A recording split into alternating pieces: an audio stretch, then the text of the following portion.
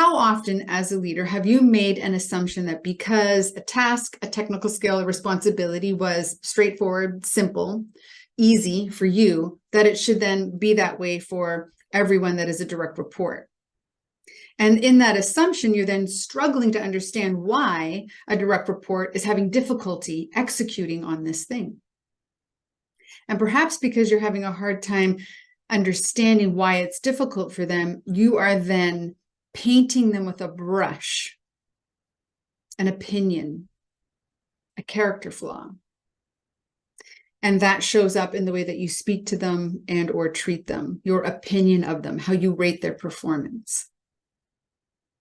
If you go back to the beginning of this, a foundational skill in leadership excellence is communicating expectations.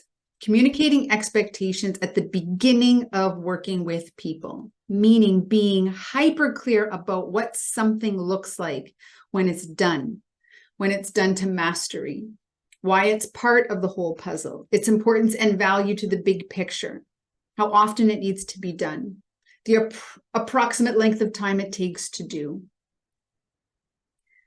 When we set that foundation, it opens up the opportunity to assess the individual's competence and confidence with that skill.